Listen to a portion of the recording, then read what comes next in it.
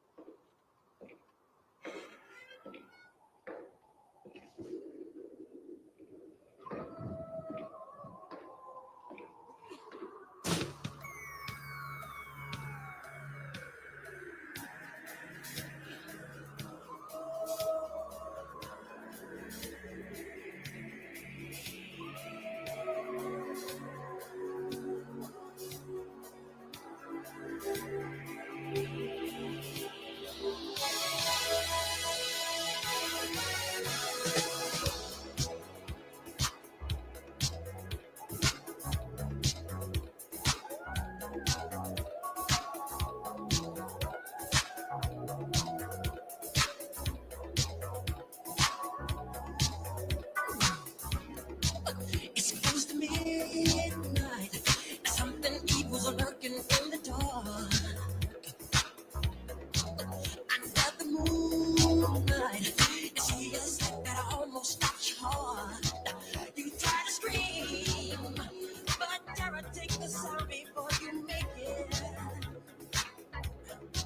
You start to freeze as someone looks you right between the eyes.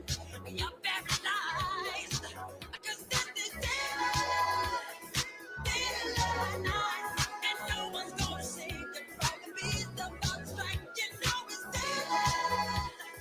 daylight night. You're fighting for your life inside a killer of the night.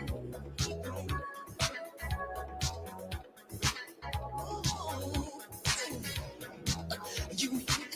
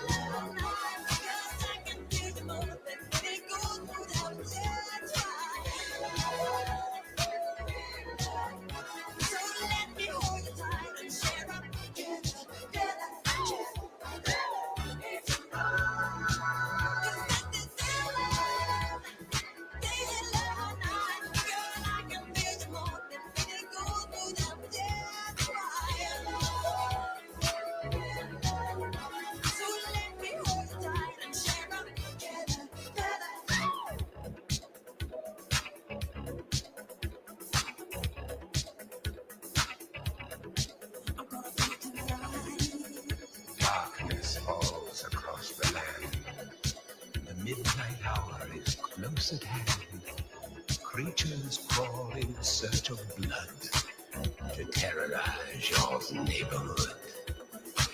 And whosoever shall be found without the soul for getting down must stand and face the hounds of hell and rot inside a corpse's shell. I'm gonna do it tomorrow.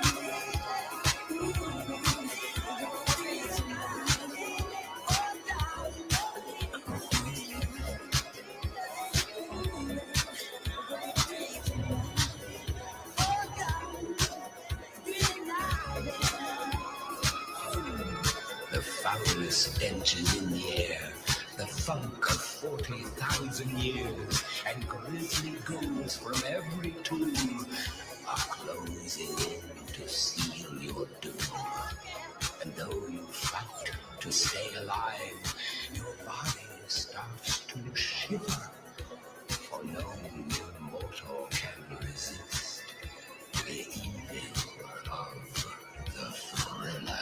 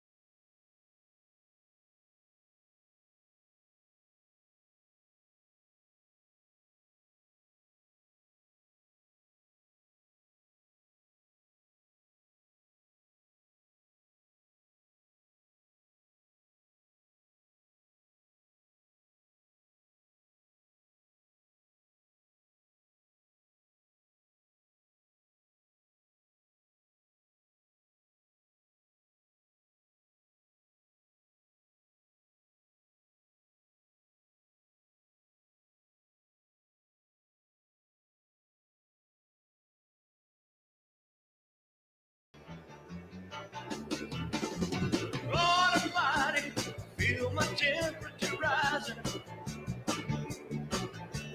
Higher, higher, it's burning through to my soul. Girl, girl, girl, girl, you gonna set me on fire. My brain is flaming, I don't know which way to go. Your kisses left me high, like the sweet song of a choir.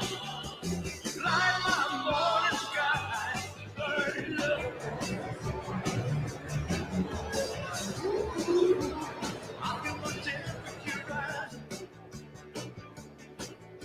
Help me, I'm flaming, I must be a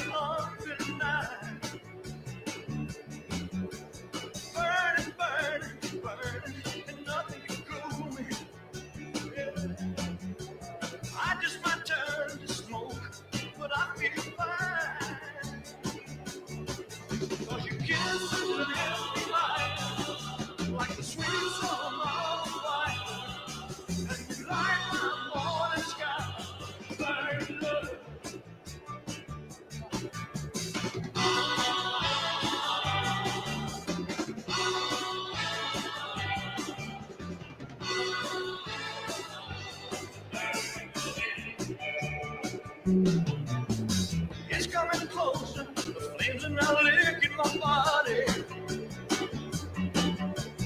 Won't you help me?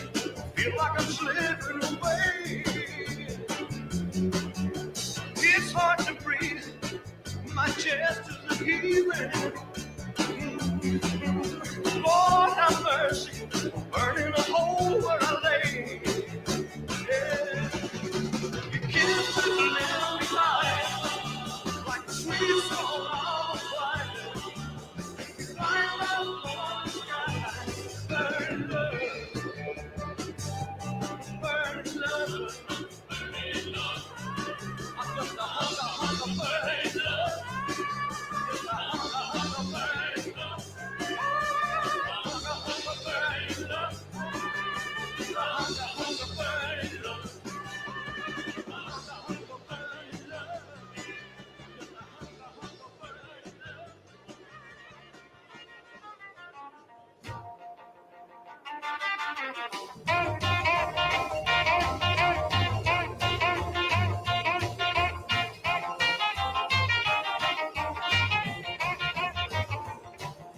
Deep down in Louisiana, close to New Orleans, way back up in the woods among the evergreens, there stood a log cabin made of earth and wood, where lived a country boy named Johnny B. Good, who never ever learned to read or write so well, but he could play a guitar just like a ringing a bell. Go, go, go, Johnny, go, go, go, Johnny, go, go, go, Johnny, go, go, go, Johnny, go, go.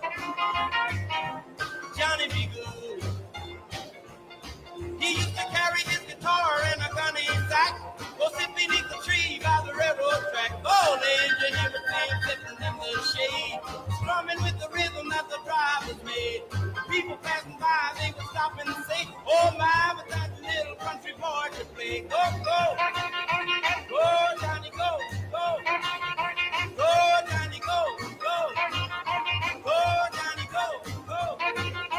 Go, Johnny, go, go. Johnny be good.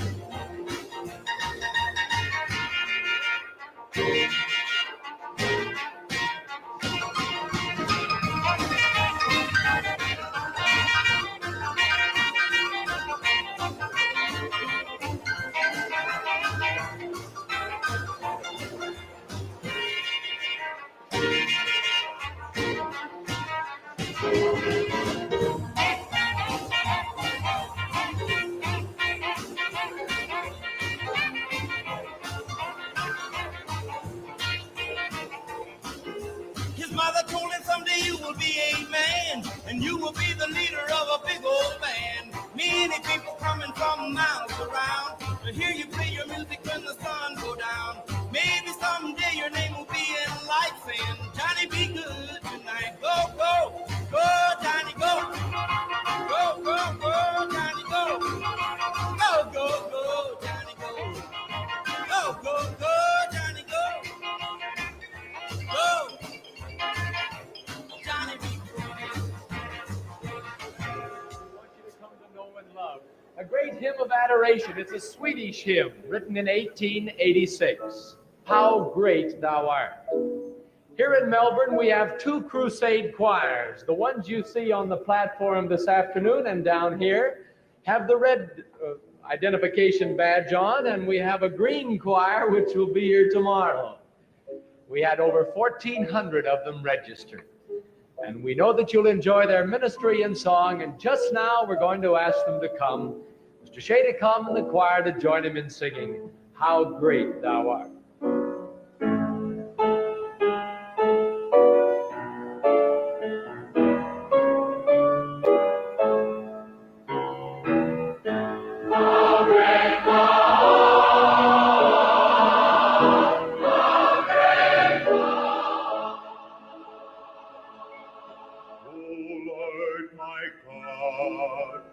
When I in awesome wonder consider all the worlds thy hands have made, I see the stars, I hear the rolling wonder, thy power throughout the universe displayed. Then sings my soul, my Savior God to me. How great thou art, how great thou art. Then sings my soul, my Savior God to me. How great thou art, how great thou art. And when I think that God his Son not sparing sent him to die, I scarce can take it in, that on the cross my burden gladly bearing, he bled and died to take away my sin. Then sings my soul, my Savior God to me. How great thou art, how great thou art. Then sings my soul, my Savior God to me. How great thou art.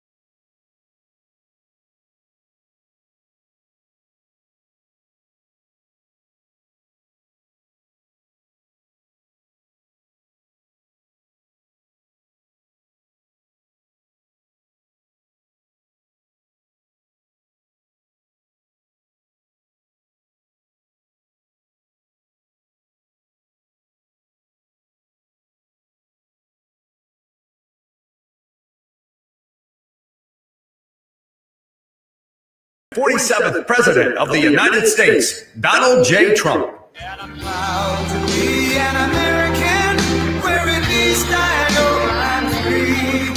And I won't forget the men who died, who gave that right to me. And I'm happy stand up next to you and defend her still today. Cause there ain't no doubt I love this land. God bless the USA.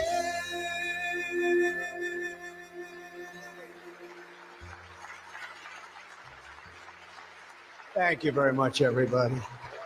What a great song that is, but we'll cut it a little short because we have some business to discuss. What a group of smart ones we have in front of me today. That's about as good as it comes up here, the brain power, the greatest power of them all, the brain power. Well, I'm thrilled to be here with so many tech leaders and luminaries as we take historic action to reassert the future which belongs to America, always has belonged to America. We just lost sight of it on occasion. And I just want to start by stating that we've just concluded our big trade deal with Japan and numerous other countries in addition, as you know. But on the Japan deal, because it was literally just signed, letter was just signed, it gives us a sort of signing bonus. So I'll bring it into sports talk, a signing bonus. Like you have signing bonuses too, I understand. Getting a lot of money, 100 million, that's not bad. But that's not as good as the signing bonus we got. We got a $550 billion signing bonus for the country. And we had the tariff at 25%. As you know, we had a tariff at 25%.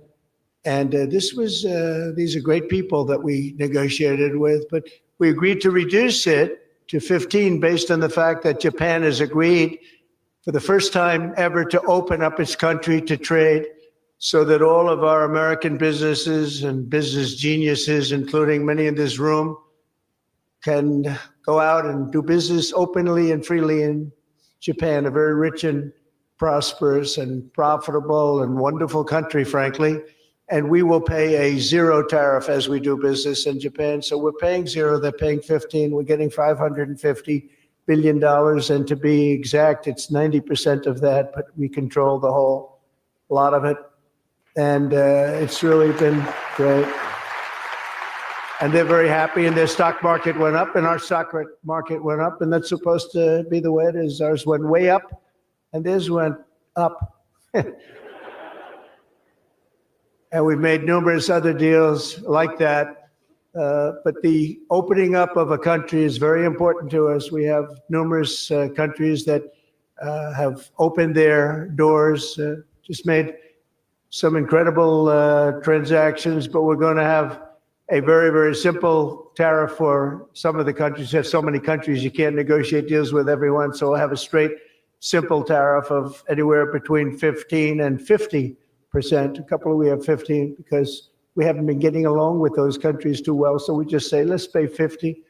And that's the way it is. But remember, we get countries that were closed, always closed. Everyone in this room would never remember any of them to be open. We've offered such a deal to the European Union where we're in serious negotiations. And if they agree to open up the union to American businesses, then we will let them pay a lower tariff. So the tariff is very important, but the opening of a country, I think, can be more important if our businesses do the job that they're supposed to be doing. Such openings are worthy of many points in tariffs, and they're a good thing, not only for, as an example, Japan or Europe, but certainly a great thing for America because it allows our businesses to go out and fairly compete and do really well if they compete properly, like the people that I know. Everyone in this room practically I know has competed very successfully. I haven't seen any, and I know the losers just like I know the winners. I tell you, I don't see any of the losers here. But now if some of the countries that pay 25% or more on autos complain. Remember that Japan was willing to pay upfront the $550 billion for that privilege of negotiating with the United States of America. We also made a deal yesterday with the Philippines and Indonesia, which in both cases will be opening up their country. And we're in the process of completing our deal with China. And as you know, the UK, we made a deal. It was a very good deal for everybody. Everybody's happy. It's always nice when everybody can be happy. But mostly we'll be charging straight tariffs to most of the rest of the world because we have over 200 countries. People don't realize that's a lot of deals. Even if you're like me, a deal junkie, that's a lot of deals. That would be too much for anybody. Ooh. How did we do with this country that I never heard of? We got a lot of deals cooking, but America is taking in hundreds of billions of dollars like it never has before. Investments into our country at the highest point ever in history, and we've just really been opened up for business for 3 of the 6 months. The first couple of months, we got ourselves all set, done a great job with our military. As you know, you saw that 2 weeks ago when you saw the way those incredible B-2s flew into Iran and took out an entire nuclear potential deadly force. But I want to thank some of the incredible people that I see before me, including White House AI czar David Sachs. He's been great for organizing this very important summit, and especially for putting it in DC, where it's a little bit easier. I don't know if it's easy for you, but it's a hell of a lot easier for me. Along with his colleagues at the All In podcast, which is very good. I did that podcast a year and a half ago, and I said, this is something that was pretty new, pretty raw. Everybody I knew saw that podcast. I said, well, he's got something pretty good. Who is that guy? He's a smart guy, by the way. I think if I ever get in, which at the time people were saying I had a shot, not as good a shot as it turned out. We won in numbers that nobody believes. We won every swing state. We won by millions and millions of votes, winning the popular vote. We won with the districts, as they would call them, 2,750 to 505. And that's why the map is almost completely red, except for a couple of little blue areas on each side of it. But it was a great experience, frankly, for me. And hopefully it's a great experience and been a great experience for our country, because they're saying we had the greatest 6 months that a president has ever had, the opening 6 months. And I'm not even sure, maybe 6 months. I'm not sure it's the opening, but let's call it the opening 6 months. It sounds a little bit nicer. I want to also say hello and thank to Chamath and his wonderful wife, Nat. Thank you very much for being here. Thank you very much. It was great seeing you again. Great couple. David Friedberg, and even, as we know, Jason Calacanis. I say even. Thank you, Jason. Thank you, Jason. I appreciate that. Yeah, he's a good person. Thanks as well to the Hill and Valley Forum and our future Undersecretary of State, Jacob Hellberg. Good work. Go stand up, Jason.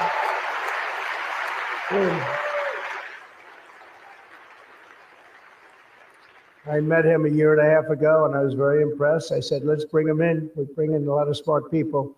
And David's been unbelievable as the job he's doing. Along with Secretaries Doug Burgum, who's been incredible. Doug? Thank you. Thank you, Doug. Great job. He's producing low-cost energy. We're down to $64. I want to get it down a little bit further if we can. I don't know if the oil companies love that or not, but we want to have very inexpensive electricity so that you can power up the plants, because you need more electricity than any human beings ever in the history of the world. When I heard what you really need, I said, you got to be kidding. Double what we produce right now for everything, right? I don't know. Jensen, you're going to have to explain that to me someday, why they need so damn much. Could you do with a little bit less? My father always used to say, turn off the lights, son. But you guys are turning up the lights. I want to thank Howard Lutnick for doing a terrific job. He was involved in the big deal that we just completed with Japan. Howard, wherever you are, Howard. Where is Howard? Hi, Howard. Great job you did. Appreciate it. Really, that was an interesting negotiation, wasn't it? These are tough people. These are good negotiators, I will tell you, Japan. But they love their country and they do what's right for their country. I want to thank Chris Wright, if Chris is around. Chris is here because he's helping with the tremendous energy success that we're having. We're having tremendous energy success. We're the biggest. We have more energy than anybody else in the world. Nobody knew that until I came along, but we have more energy than anybody else in the world. We're making incredible deals on energy, including deals in Alaska. Well, we that's the mother lode. That's the big one. And we're making deals with various Asian countries that need it. And it's actually hard to believe, you don't think of it, but Asia is very close to Alaska, relatively speaking.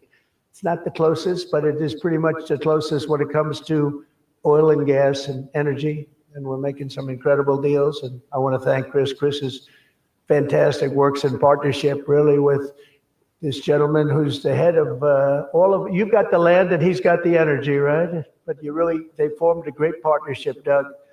So that's one of the greatest partnerships I've seen in a long time. They work hand in hand and they have done a great job. Administrators, Kelly Loeffler, I think, is here. Kelly, thank you very much. Hi, Kelly.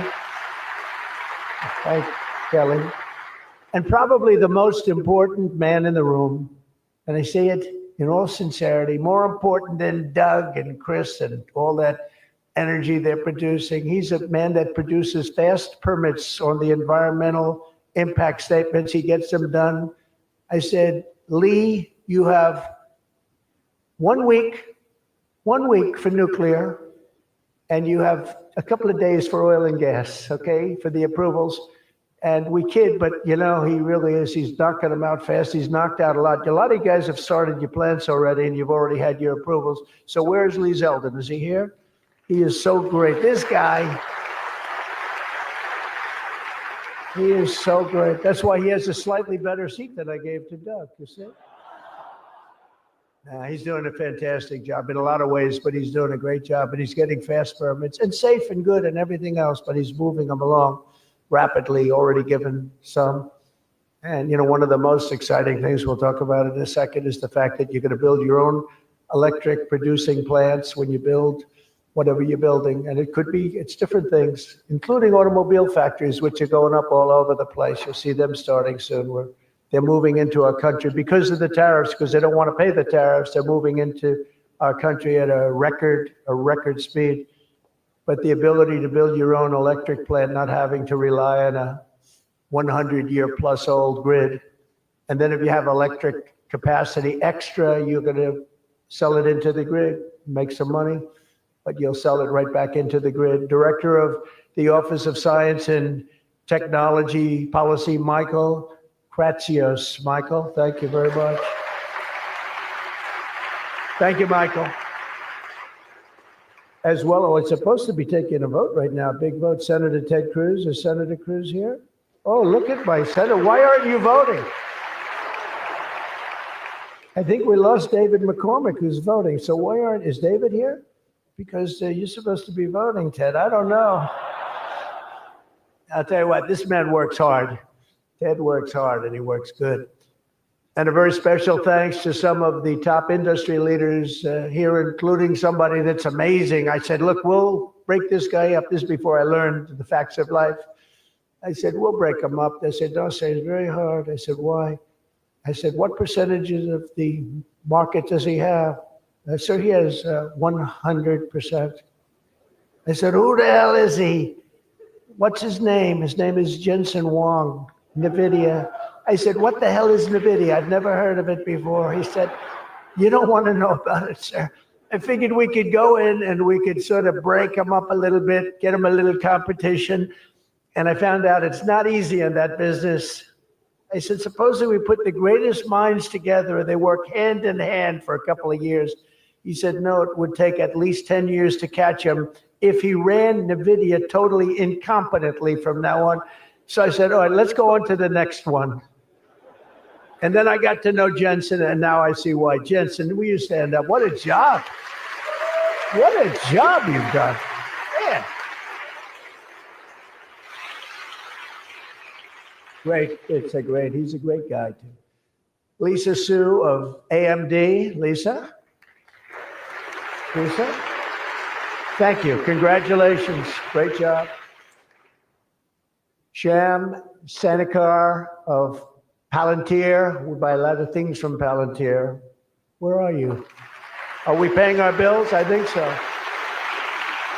We just made a deal with the European Union where they're going to pay the United States of America 100% of the cost of all military equipment. They're going to ship it to the European Union, and then they'll distribute it, and much of it will go to Ukraine.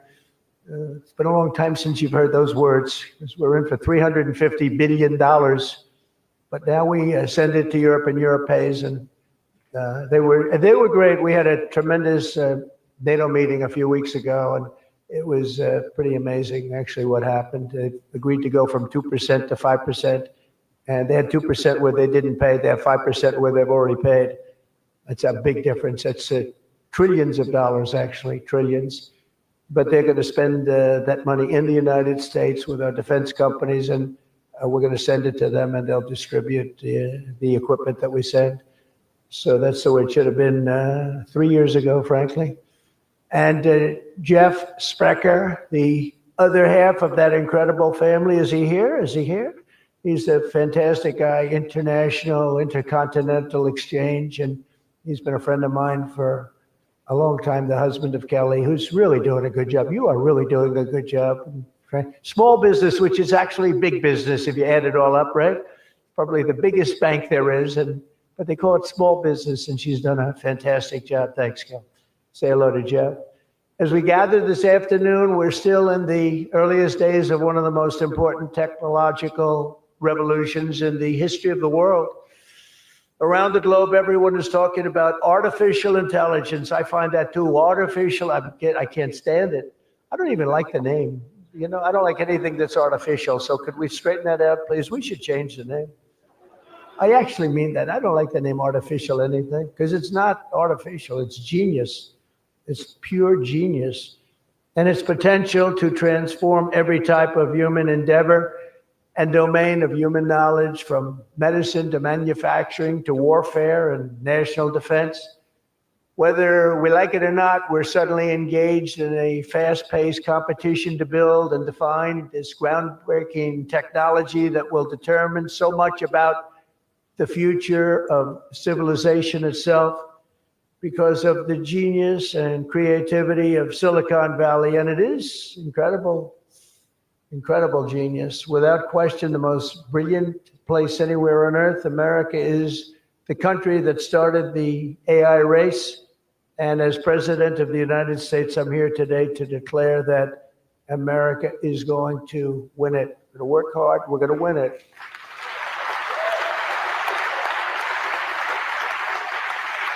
Because we will not allow any foreign nation to beat us. Our children will not live on a planet controlled by the algorithms, the adversaries advancing values and interests contrary to our own. We don't want to have contrary interests. We want to get along, and we'll get along with other countries. We're having a great relationship, as I told you, with those countries that we mentioned, with Japan and Indonesia and so many others.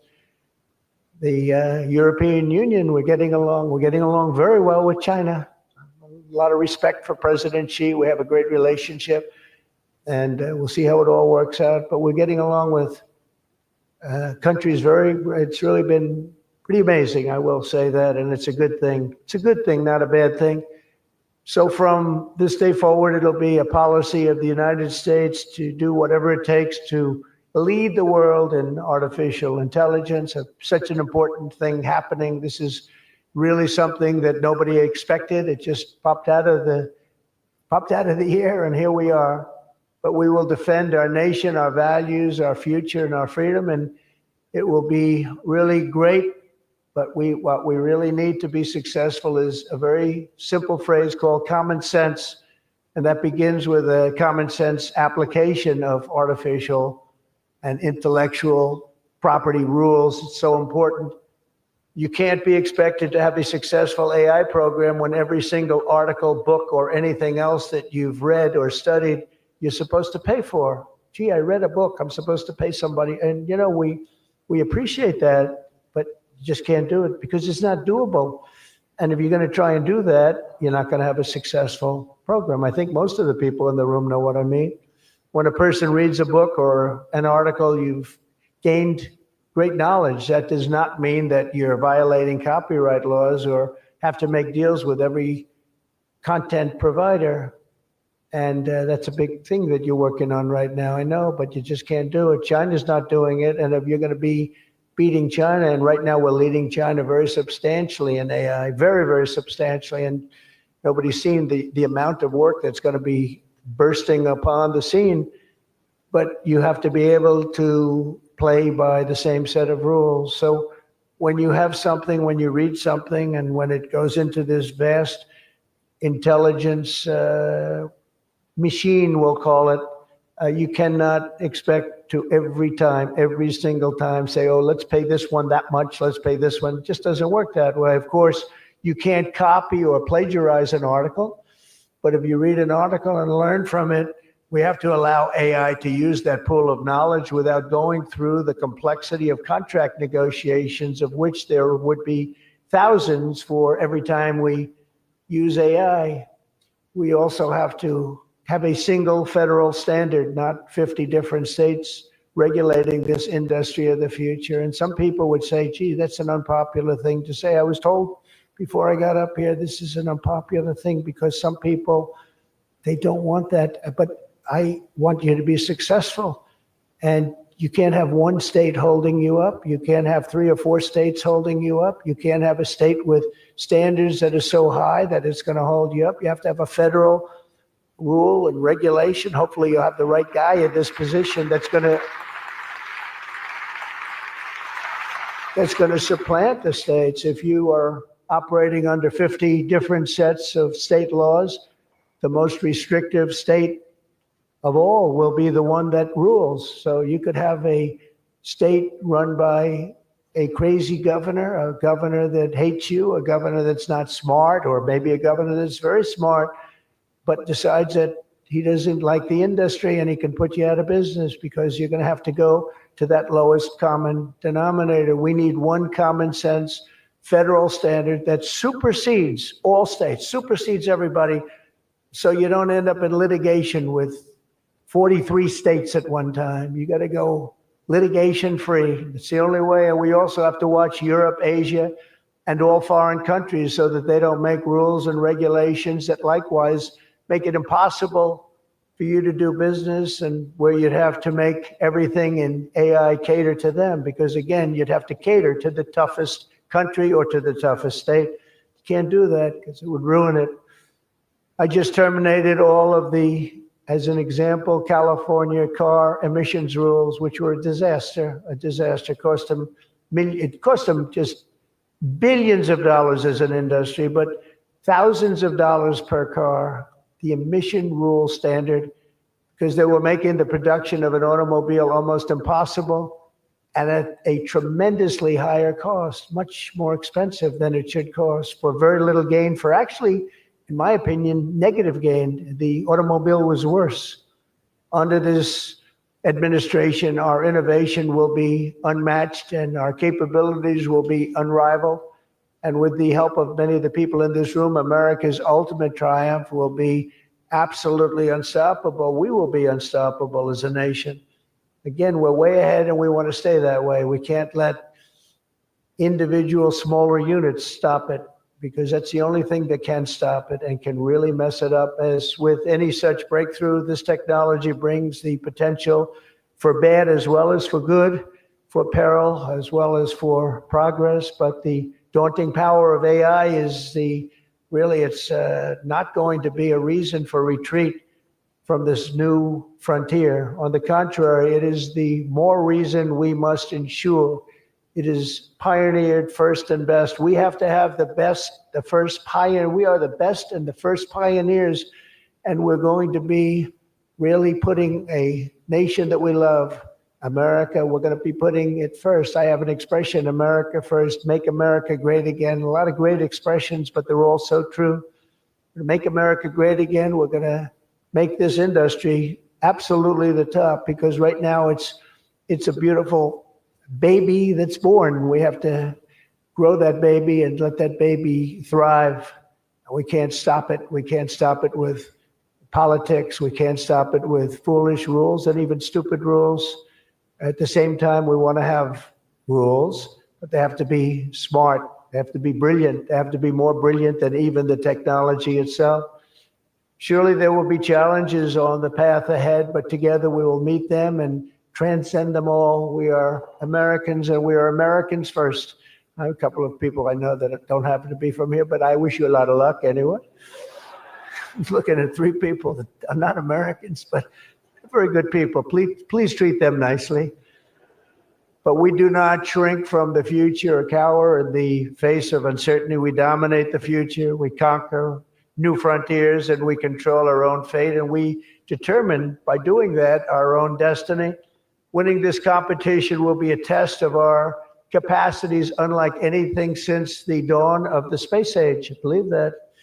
It's hard to believe as the president, the amount of enthusiasm for this one industry. I mean, I can talk about cars where we're doing incredibly well. We have car companies moving in all the time, but I talk about other industries. Everybody's saying this is going to dominate the world. It's going to dominate every industry that ever conceived. I don't know if that's true.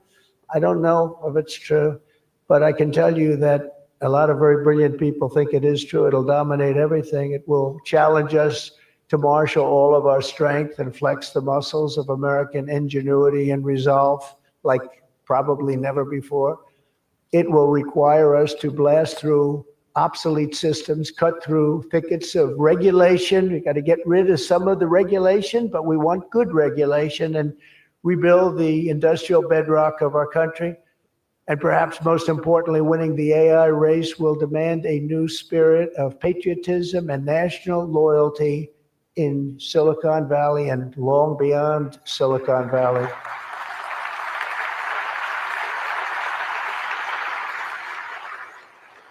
For too long, much of our tech industry pursued a radical globalism that left millions of Americans feeling distrustful and betrayed. And you know that. Everybody knows that. Everybody in this room certainly does.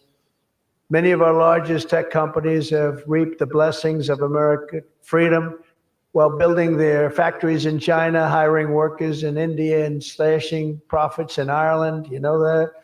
All the while dismissing and even censoring their fellow citizens right here at home. Under President Trump, those days are over. We need U.S. technology companies to be all in for America. We want you to put America first. You have to do that. That's all we ask. That's all we ask. To partner with our tech geniuses in achieving this vision today, we're releasing the White House AI Action Plan. Big stuff, signing it right after this. In fact, I see it sitting right there. Maybe I should just sign it right now. Who the hell has to make the rest of this speech, right? But here are the pillars of the strategy. First, my administration will use every tool at our disposal to ensure that the United States can build and maintain the largest, most powerful, and most advanced AI infrastructure anywhere on the planet. America needs new data centers, new semiconductor and chip manufacturing facilities, new power plants and transmission lines. And under my leadership, we're going to get that job done, and it's going to be done with certainty and with environmental protection and all of the things that we have to do to get it done properly. Virtually all of these large capital investments can be and should be made by the private sector. And they want to do that. They just want to be able to do it. But for that reason, America must once again be a country where innovators are rewarded with a green light, not strangled with red tape so they can't move, so they can't breathe. And that's not going to happen. You're going to see things that you've never seen in this country before. so often, and I've been watching for many years, I've watched regulation. I've been a victim of regulation. A zone change that takes 6 years for a building in Manhattan or whatever, but I was good at zone changes, but it took a long time.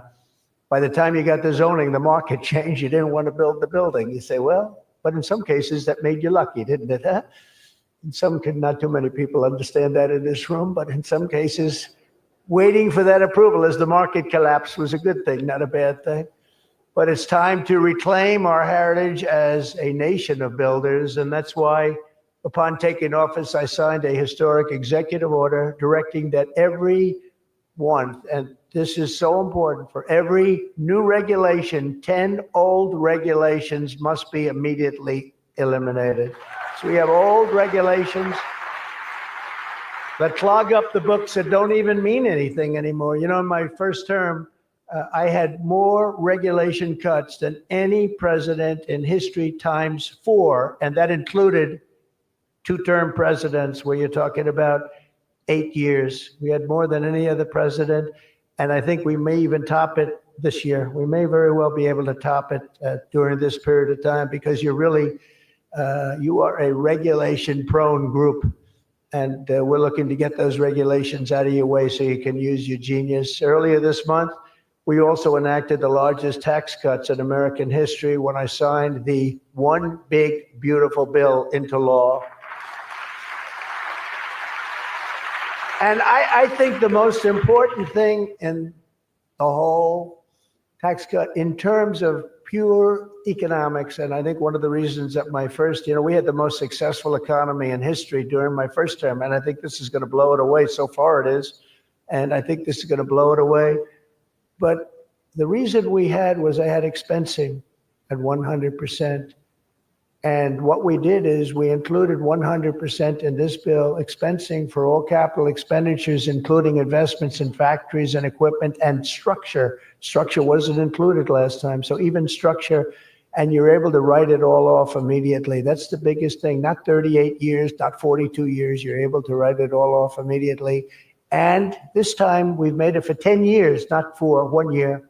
We've made it for 10 years. So you have a much longer period, but I'd say get out and take advantage of it. I think that's one of the reasons that we had such an incredible success with the first tax cuts. And one of the things that this bill does is it extends the first tax cuts and makes them permanent. And in addition to that, we were granted other taxes like no tax on tips, no tax on Social Security, no tax on overtime. A lot of great things. One of the things that I mentioned, not so pertinent here, but if you're in the automobile business, it's pertinent. I said, why is it that people like us always are looking for expenses and deductions? And people that buy automobiles that really have to go out and borrow money to buy a car, why aren't they allowed to deduct the interest on their loan to buy a car from their income tax? And we got it approved. We got it approved. And that is such a big thing. And I think that's going to be such a big thing for the automobile industry. We're going to be making more cars. Within a few years, we're going to be making more cars than we made in the very beginning, in the super prime. We lost almost 50% of our automobile business to Mexico, Canada, and various other places, as you know, in Europe and in Asia. And now we're getting it back. We're getting it back in record numbers. And I think we're going to be topping any amount. In a few years, we'll be making more automobiles than we've ever made in the history of our country, including what I call prime time.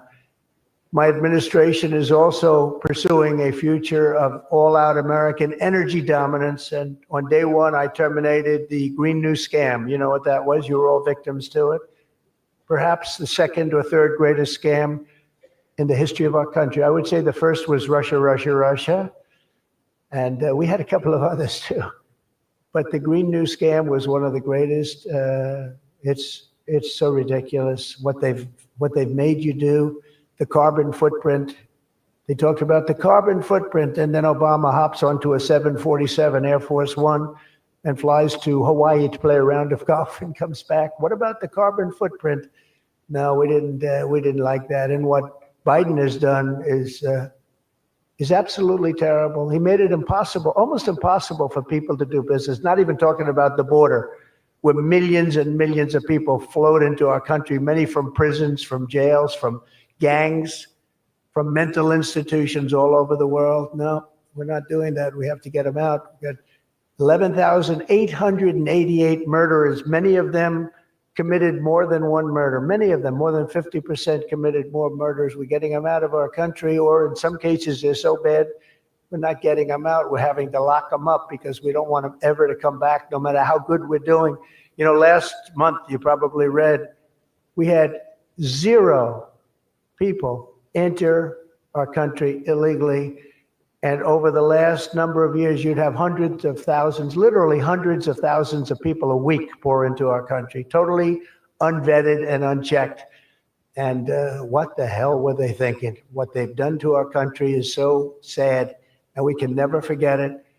But we're unleashing all forms of energy, including natural gas, oil, and clean, beautiful coal. I instructed my people, in the form of Chris and Doug in particular, you are not allowed to say the word coal without saying clean, beautiful in front of it. You can only say clean, beautiful coal. It's a little embarrassing because we had somebody making a speech the other day, right? And he mentioned the word coal about 30 times because that was the subject. And he kept going clean, beautiful. I wanted to say, okay, just take it easy. You could just, got a little bit crazy, right, Doug? But it's, you know, China's using it. They're building now 57 big power plants, all fueled by coal. And we have to compete, we have to win, and we're gonna have clean, beautiful coal, but we have more coal than any, we have more anything in terms of energy than anybody, oil and gas. We also have more coal. In May, I also signed an executive order to rapidly begin construction of safe, reliable nuclear reactors. That's a big thing now.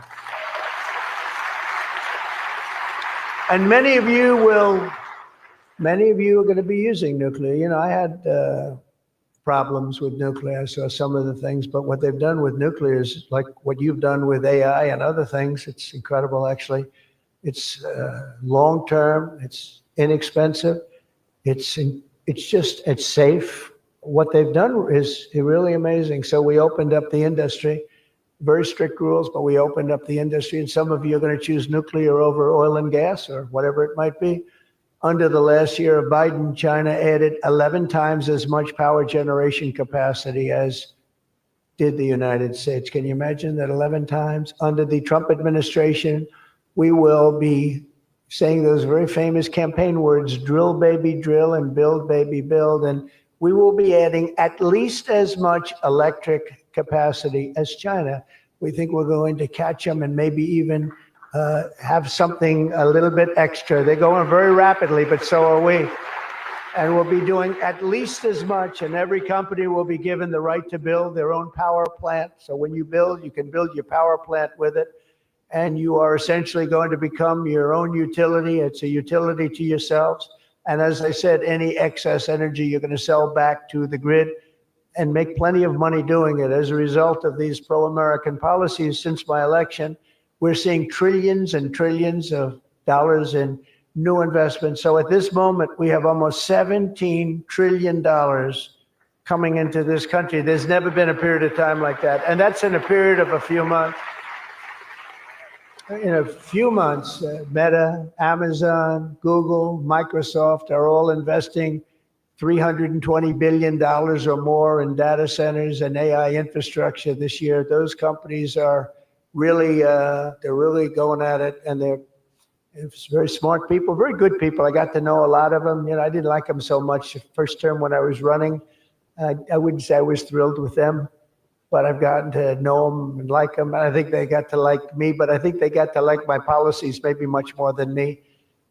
NVIDIA has committed $500 billion over the next 4 years. Thank you, Jensen. I'm sure that'll be a good investment. If you're doing it, it's good. Thank you very much. It's a great statement. Last week, I was in Pennsylvania as 20 companies announced $92 billion with David McCormick, senator, great guy from Pennsylvania. $92 billion in energy and data center projects, including what will soon be the largest natural gas power plant anywhere in North America. They're going to town. It's already under construction, the largest in North America by far. For decades, we had leaders who spent their time focused on building up foreign nations, under the Trump administration, we are going to have leaders who are going to build up our nation.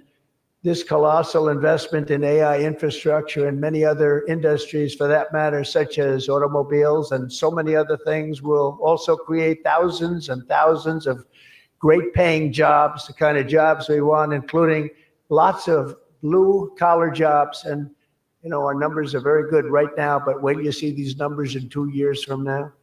It will mean higher wages and more opportunity for millions of energy workers, HVAC technicians, engineers, electricians, and the hardworking citizens who make our country run. These are great people that make our country actually run.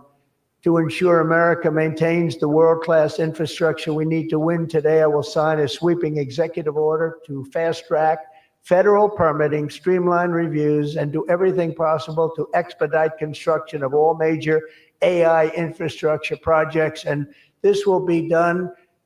You will get so good a service in so many ways, not only from Lee with the environment, but you need many other types of permits, and you're going to go so fast.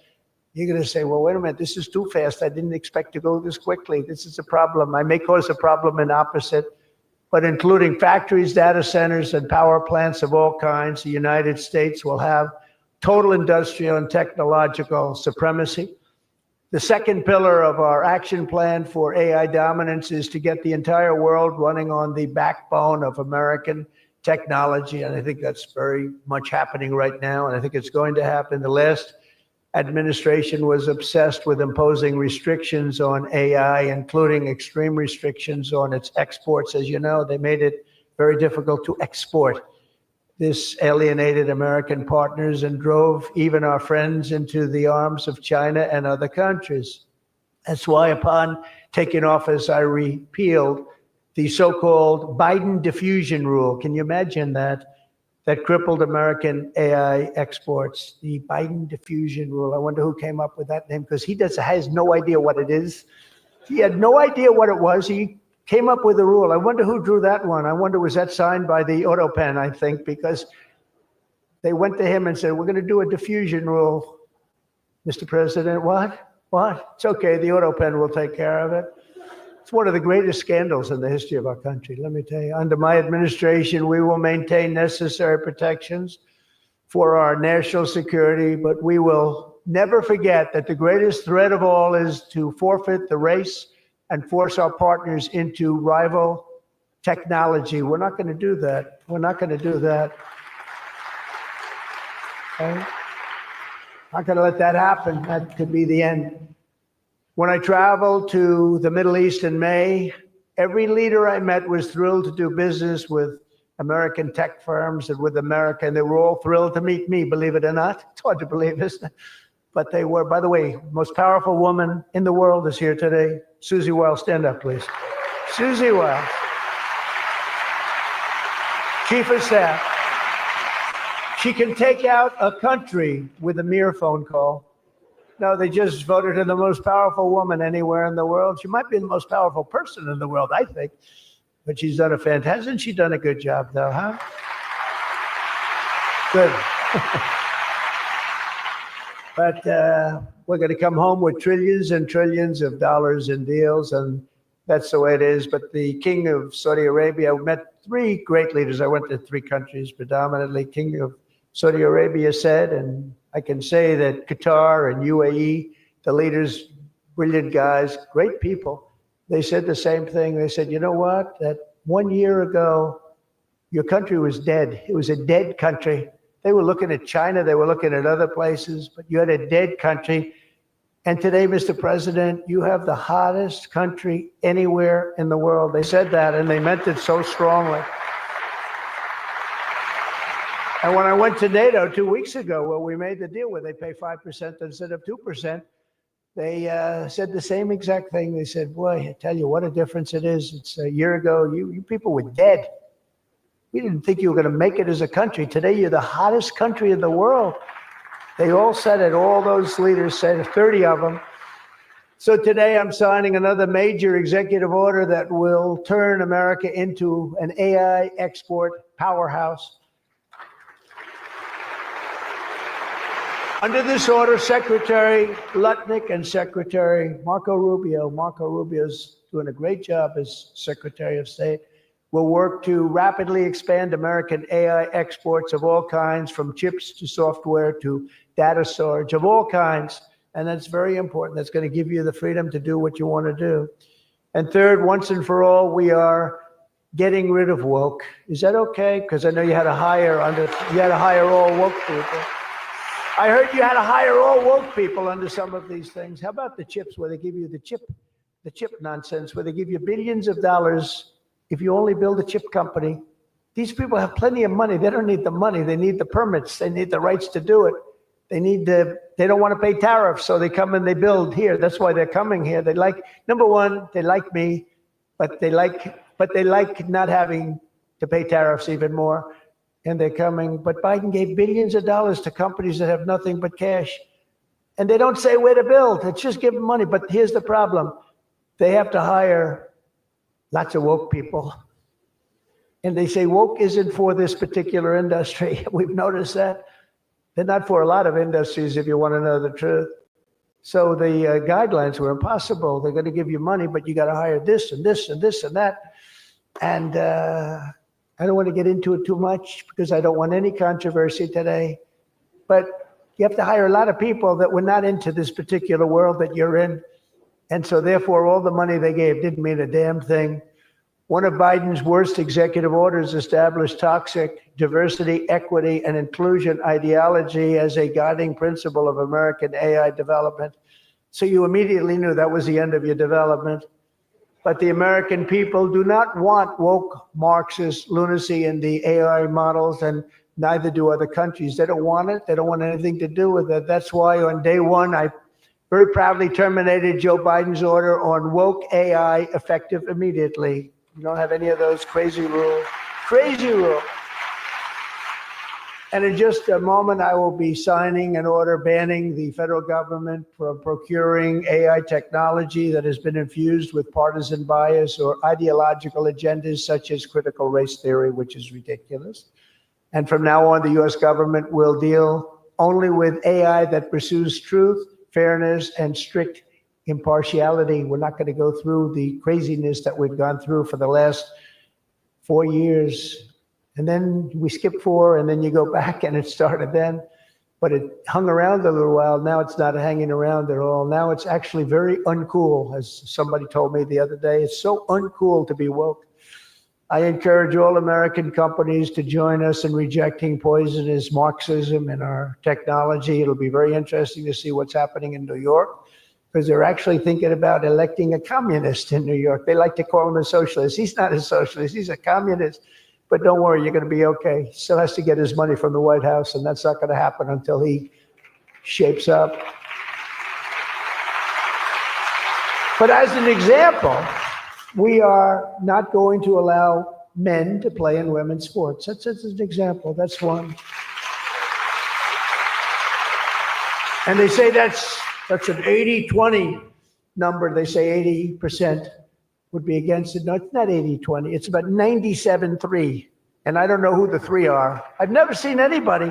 I've never had a person. I've seen everybody. I'm a very open person.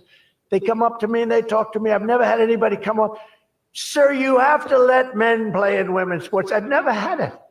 I deal with hundreds of thousands of people. Every time I talk to somebody, nobody's ever, they talk about AI, they talk about everything, but they've never said, you got to allow, this is ridiculous. Men should be allowed to play in women's sports.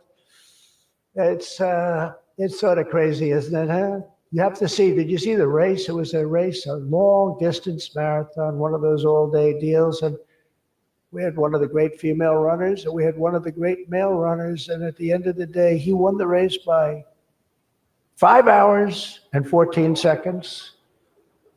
They waited around for the really good athlete female. It's very demeaning to women, I want to tell you that. But they waited, her parents were waiting for hours.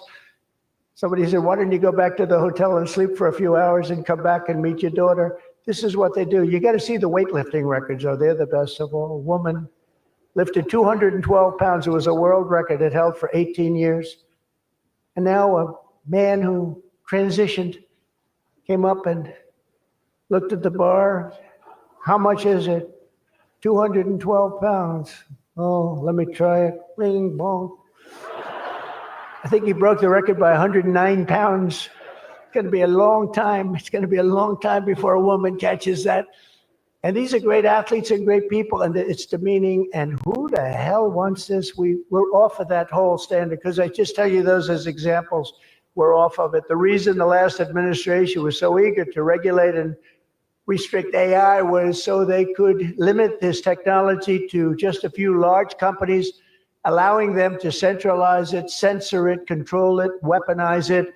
And they would weaponize it. A very dishonest group of people. You probably saw that because we caught them in the act. We really caught them. We had it before, but now we really have them.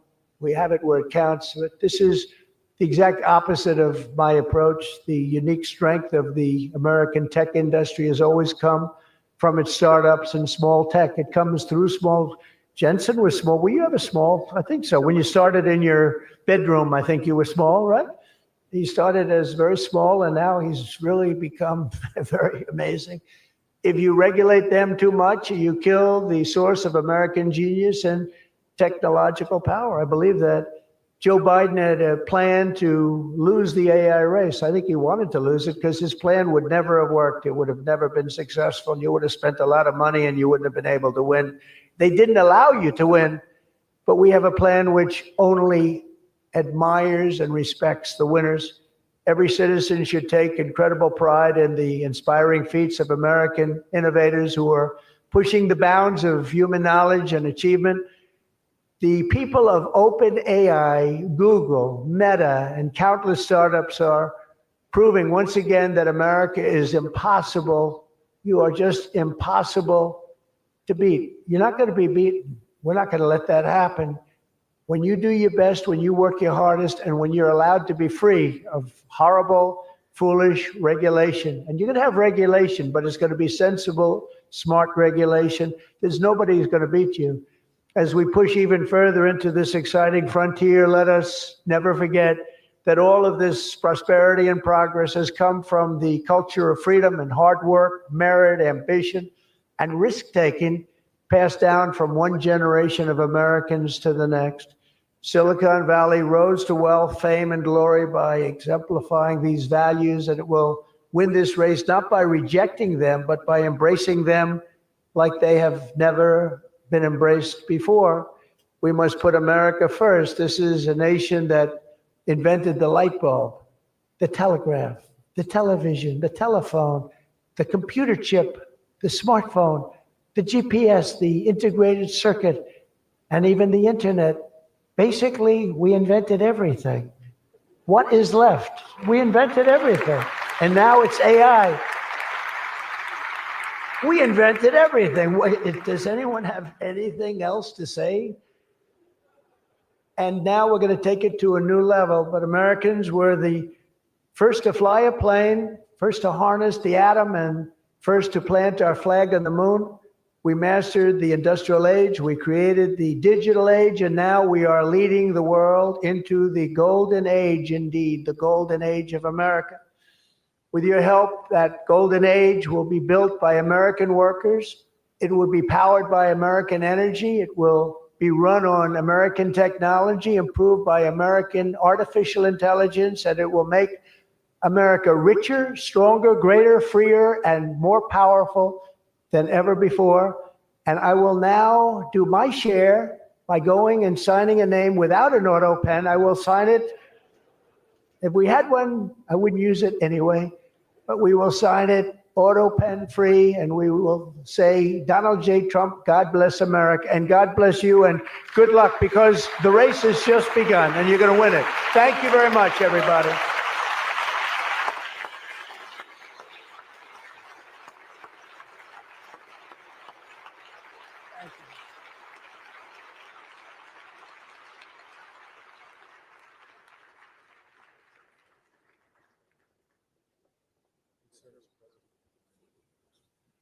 Mr. President, the first executive order that we've prepared for your signature today relates to federal permitting for data center infrastructure. As you mentioned during your speech, this is a crucial issue affecting the entire AI industry.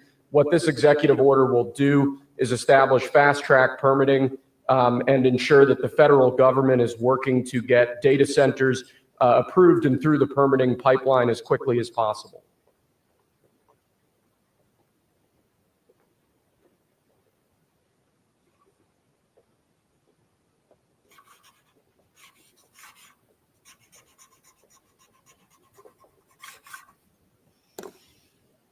Okay.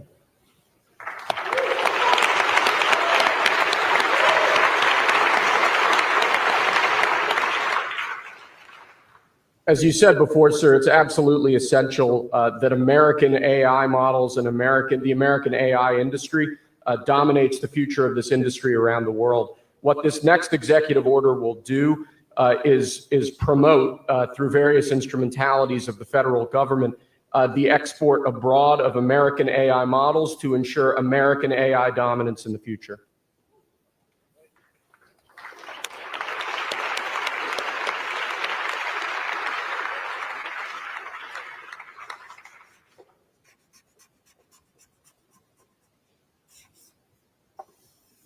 Okay.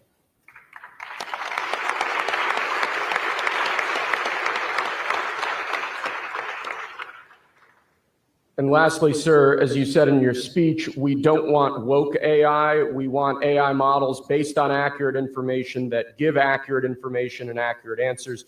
This executive order will ensure that when the federal government procures or promotes different AI models, that those AI models are ideologically neutral, that they don't embrace wokeism and critical race theory and all of these terrible theories that have done so much damage to our country.